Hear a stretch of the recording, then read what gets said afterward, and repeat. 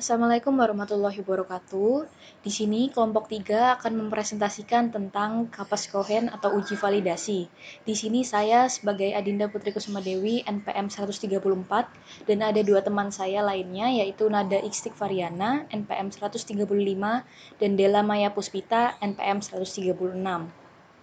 Baik, kita lanjut ke uji validitas Kappa-Cohen. Isi materi dari presentasi ini adalah yang pertama, apa itu uji validitas yang meliputi pengertian serta macam dari validitas. Yang kedua, ada Kappa-Cohen sendiri, yaitu meliputi pengertian serta penerapan koefisien kappa.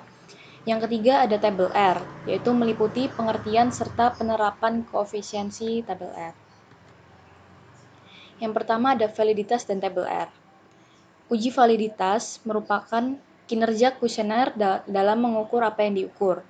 Berbagai macam validitas antara lain sebagai berikut, yaitu ada validitas isi, validitas prediktif, dan validitas konstruksi. Validitas isi merupakan suatu alat yang mengukur sejauh mana kuesioner atau alat ukur tersebut mewakili semua aspek yang dianggap sebagai kerangka konsep. Sedangkan validitas prediktif adalah kemampuan dari kuesioner dalam memprediksi perilaku dari konsep. Dan validitas konstruksi adalah suatu kuesioner yang baik harus dapat mengukur dengan jelas kerangka dari penelitian yang akan dilakukan. Misalkan akan mengukur konsep tentang kepuasan pelanggan, maka kuesioner tersebut dikatakan valid jika mampu menjelaskan dan mengukur kerangka konsep kepuasan pelanggan. Di sini ada uji validitas sendiri, yaitu suatu data yang dapat dipercaya kebenarannya sesuai dengan kenyataan. Nah, menurut Sugiono 2009 bahwa valid berarti instrumen tersebut dapat digunakan untuk mengukur apa yang seharusnya diukur. Valid menunjukkan derajat ketepatan antara data yang sesungguhnya terjadi pada objek dengan data yang dikumpulkan oleh peneliti. Tujuan pengujian validitas yaitu untuk meyakinkan bahwa kuesioner yang dapat kita susun akan benar-benar baik dalam mengukur gejala dan menghasilkan data yang valid. Nah, untuk menguji apakah instrumen yang dapat digunakan valid atau tidak, cara analisanya adalah mengkorelasikan antara masing-masing nilai pada nomor pertanyaan dengan nilai total dari nomor pertanyaan tersebut. Selanjutnya, koefisien korelasi yang diperoleh R masih harus diuji signifikannya dengan membandingkan dengan tabel R. Butir pertanyaan dikatakan valid jika nilai R hitung lebih dari R tabel atau nilai P kurang dari 0,05. Nah, berikut validitas yang digunakan dalam penelitian adalah rumus koefisien korelasi Rank-Spearman, yaitu RS sama dengan 1 min 6 sigma D12 per N dalam kurung N kuadrat min 1, di mana R-nya merupakan koefisien korelasi Rank-Spearman, yang D1 merupakan selisih setiap rank, dan N banyaknya pasangan data. Assalamualaikum warahmatullahi wabarakatuh. Di sini saya akan menerangkan tentang Kappa-Cohen.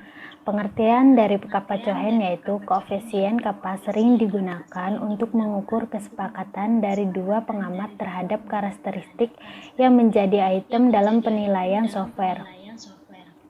Selain itu, koefisien kappa juga dapat digunakan untuk mengukur kesepakatan alternatif metode yang dengan metode yang sudah ada.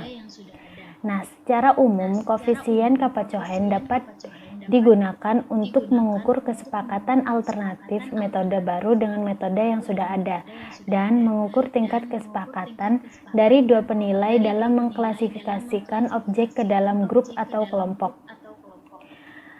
Kappa-Cohen memiliki rumus sebagai berikut ini, dan diestimasi menggunakan rumus sebagai berikut, di mana sigma I sama dengan 1, PII sama dengan total proporsi diagonal utama dari frekuensi observasi, dan sigma II sama dengan I1 PI plus P plus I sama dengan total proporsi total marginal dari frekuensi observasi.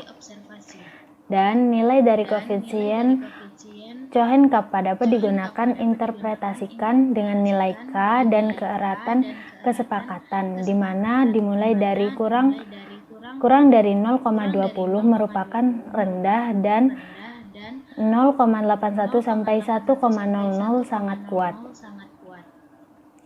Dan untuk mendapatkan selang kepercayaan digunakan rumus sebagai berikut ini, di mana P sama dengan total proporsi diagonal utama berdasarkan frekuensi observasi, PE sama dengan total proporsi diagonal utama berdasarkan frekuensi harapan, di mana N merupakan jumlah sampel dari ZA/2 adalah nilai distribusi normal standar pada tabel normal standar yang disesuaikan dengan selang kepercayaan atau taraf signifikasi yang digunakan atau dinamakan sigma.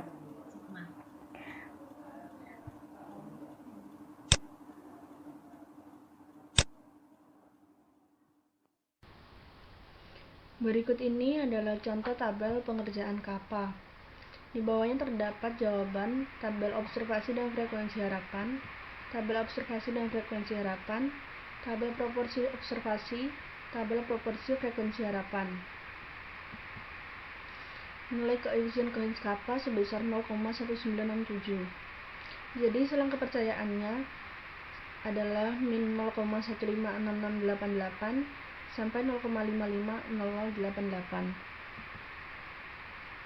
Kesimpulan, nilai koefisien kappa yang sebesar 0,1967 menunjukkan kesepakatan yang rendah antara kedua juri dalam menilai para peserta. Selang kepercayaan didapat dari min 0,156 sampai 0,55. Ada selang kepercayaan yang didapat mengandung nilai 0 sehingga mengindikasikan bahwa tidak terdapat kesepakatan yang signifikan antara kedua juri dalam menilai para peserta pada taraf signifikansi 5%. Koefisien kesepakatan pengamatan sama dengan proporsi frekuensi kesepakatan dikurangi kemungkinan sepakat per 1 min kemungkinan sepakat, dengan kemungkinan sepakat sama dengan 1 per jumlah keseluruhan nilai yang menunjukkan munculnya gejala yang teramati kuadrat sigma jumlah nilai kategori pertama untuk pengamat pertama dikali jumlah nilai kategori pertama untuk pengamat kedua. Nilai kappa menurut Bismamurti tahun 1997 adalah nilai tingkat reliabilitas antara rater menjadi 3 kategori, antara lain kappa kurang dari 0,4 sama dengan buruk, kappa 0,4 sampai 0,60 sama dengan cukup, kappa 0,61 sampai 0,75 sama dengan memuaskan, kappa lebih dari 0,75 sama dengan istimewa. Pengertian validitas adalah suatu standar atau dasar ukuran yang menunjukkan sebuah ketetapan, pemanfaatan, dan kesahihan yang mengarah kepada ketepatan interpretasi suatu prosedur evaluasi sesuai dengan tujuan pengukurannya. Rumus untuk membaca Airtable. Cara membaca Airtable memiliki rumus-rumusnya, yaitu DL sama dengan N-2. Keterangan, tentukanlah terlebih dahulu pada taraf signifikan berapakah persen dari nilai R yang akan dicari. Sebagai contoh, ketika melakukan penelitian dengan menggunakan sebanyak 40 sampel untuk menentukan atau menguji hasil uji validitas instrumen pada penelitian tersebut. Karena penelitian yang dilakukan adalah penelitian pendidikan, maka taraf signifikansi yang kita akan gunakan adalah yang 5% saja. Dari data tersebut dapat kita peroleh berapa nilai Airtable yang harus kita gunakan untuk menguji hasil uji validitas pada instrumen ini. DL sama dengan 40 dikurangi 2 sama dengan 38. Apabila kita melihat pada tabel, pada DF atau N28 dengan taraf signifikan sebesar 5%, dapat diperoleh nilai Airtable sebesar 0,374, sedangkan untuk taraf signifikannya 1% diperoleh Airtable 0,478. Kemudian, nilai Airtable yang telah kita ketahui ini digunakan sebagai landasan. Apakah butir-butir instrumen yang telah dibuat sudah valid ataukah belum dengan melihat selisih antara nilai R hitung dengan Airtable tersebut. Apabila nilai R hitung lebih besar daripada nilai Airtable, maka item pada instrumen soal tersebut dikatakan valid. Tetapi apabila nilai R hitung kurang dari Airtable, maka item pada instrumen soal tersebut dikatakan tidak valid. Terima kasih.